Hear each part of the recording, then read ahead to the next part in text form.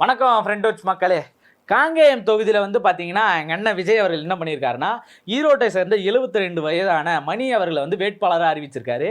அவர் என்ன பண்ணியிருக்காருன்னு பார்த்தீங்கன்னா, வேட்புமனு தாக்கல் செய்யணும் இல்லையா, அப்படி போகும்போது கூட யாரும் வரல, உள்ளூர்காரங்க யாரும் வரலன்னு சொல்லிட்டு வெளியூர்காரங்களை வந்து கூட்டின்னு போயிருக்காரு. கூட ஒரு 5-10 பேரை கூட்டின்னு போய் 5 பேரை கூட்டின்னு போயிருக்காரு.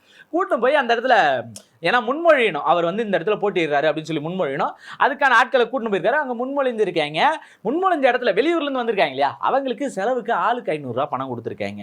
அங்கங்கே பறக்கும் படையை வச்சு எல்லாரும் தடுத்து நிறுத்திட்டு இருக்காங்க. எவனாச்சும் பணம் கொண்டு போயிடுவானா, ஏதாச்சும் ஒரு இடத்துல மண்ணிடுவானா அப்படின்னு சொல்லி பண்ணிட்டு இருக்காங்க. அந்த சூழல்லே வந்து ஏற்கனவே அண்ணன் பண்ணதெல்லாம் தெரியும். சிலர் மாட்டினாங்க, பூஸ்ட் பாக்கெட்டில் ஸ்டிக்கர் ஓட்டுறது, தட்டில் விசில் சின்னம் போடுறது, இப்படி எல்லாருமே தொடர்ந்து பண்ணிக்கிட்டு இருந்தாங்க.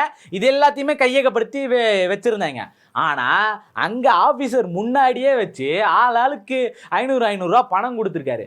அப்படியே லஞ்சம் கொடுத்ததை சிசிடிவியில் பிடிச்சிருக்காங்க.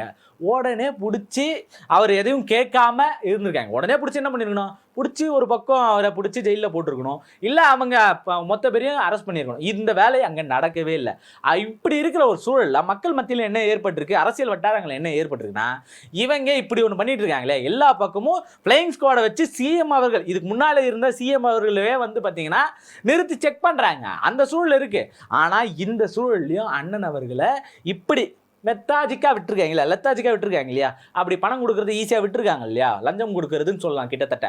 அதை விட்டுருக்கிறது தேர்தல் ஆணையத்தின் மீது பெரும் சந்தேகத்தை ஏற்படுத்தியிருக்கு அப்படின்றது மக்கள் மத்தியில் ரொம்ப தெளிவாக தெரியுது. அரசியல் வட்டாரங்களையும் இது எப்படி நியாயமாக இருக்கும் அப்படின்றத பார்த்துக்குங்க அப்படின்றது ரொம்ப தெளிவாக தெரிஞ்ச ஒரு இடமா இருக்குது.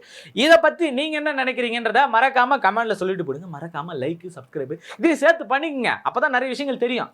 நன்றி.